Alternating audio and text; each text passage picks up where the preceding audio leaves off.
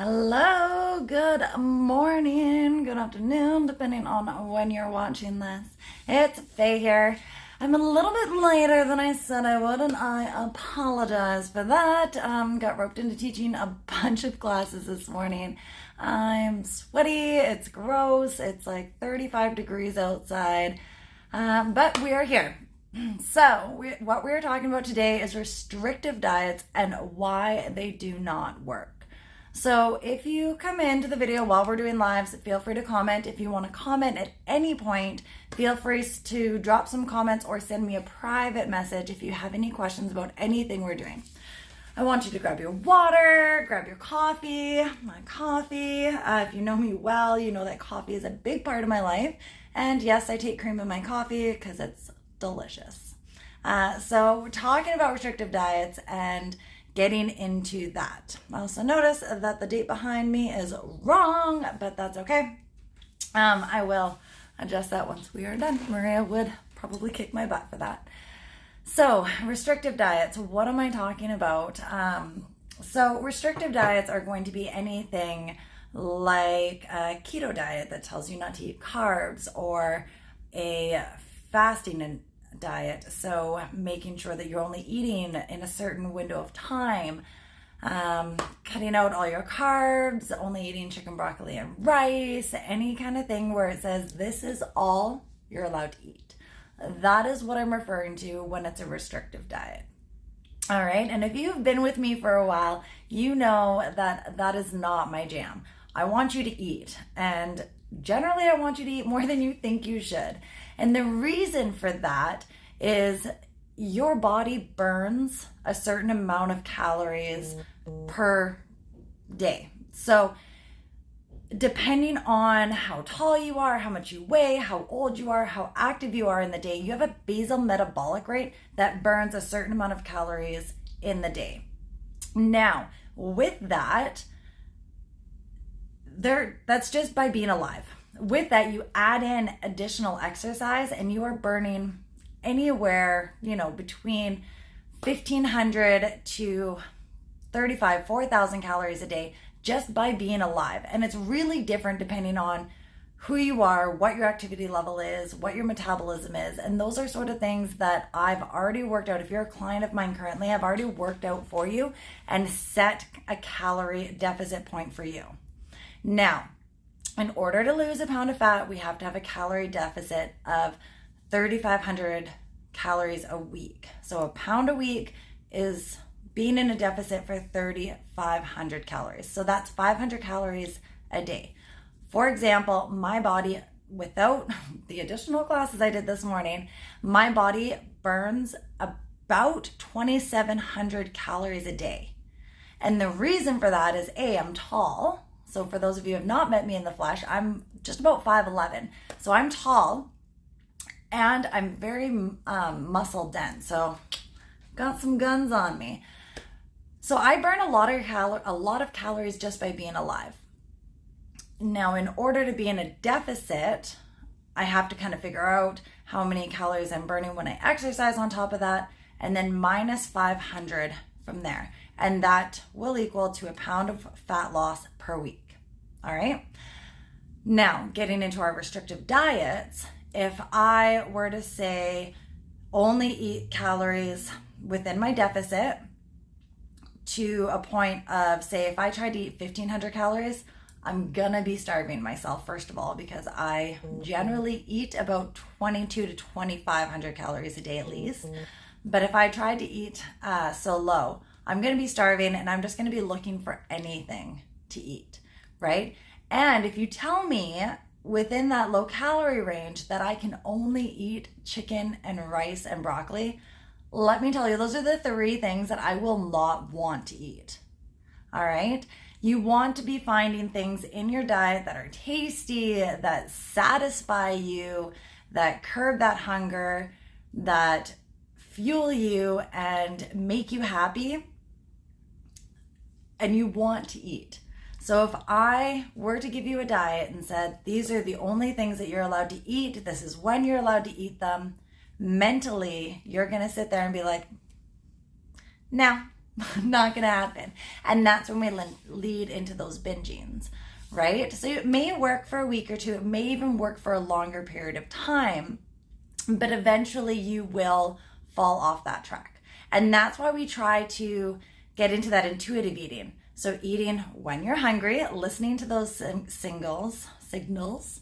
I posted something the other day, like, you don't hold your pee for hours and hours and hours. You just go when you have to, right? And the same thing is going to be with your food. So when you're hungry, you eat, but when you're full, you stop, right? So I love potato chips. I'm happy to have some and then put them back, right? So I take myself a small bowl and I eat them and put the rest back. And because I don't restrict myself or say I can only eat chips on Saturday, I can have a little bit of chips every day, and that's okay. And my body listens to that and responds to that, right? And that's my goal for you guys. So if I sit here and tell you, okay, we're going to do keto for the next 3 months, even if you follow that for 3 months and you drop a whole bunch of weight, as soon as you start giving yourself those foods that you've held off for so long, your body's going to jump right back to where it was, or even maybe jump past where it was. And that's what we want to avoid, right? We want something that is maintainable long term, so that when your birthday comes up, happy birthday, Stacy! When your birthday comes up, you can have a piece of cake, not feel guilty about it, and not see the scale jump up that week, right? Hey, Julia.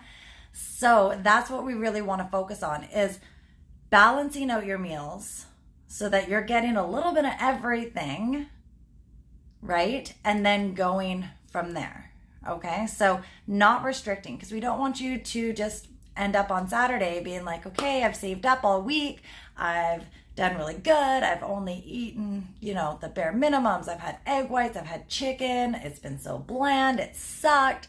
On Saturday, I'm gonna have a burger and fries and ice cream and chips, and I'm gonna eat until I explode. I've been there. You don't feel good. You feel like a slug the next day, and it doesn't do anything good for your mental state, first of all, or your metabolism. All right, so having a little bit of treats here and there and balancing is going to be a longer term success. All right, because if you think back, right, we've all done some crazy diet where you're super restrictive, and then you're just gonna have a little treat, and that treat turns into this railroad effect, right? Am I right? Put your hand up if that's been you. So where we're going with this, with that intuitive eating, is allowing yourself a little bit of what makes your heart happy, right? So for me, it's a glass of wine at night. It's a couple of chips, here and there. I don't have them every day, but some days I do, and that's okay, right? Otherwise, I'm going to sit there in the closet and I'm going to eat an entire bag of chips. I'm going to feel guilty about it. I'm going to feel like caca about it. And I'm probably going to try to run it off the next day, which doesn't work, right? So if you're still with me, great. Thank you for staying here and for still being here. But that's why restrictive diets don't work. You hear all these people, oh yeah, keto really worked great for me. I lost 20 pounds.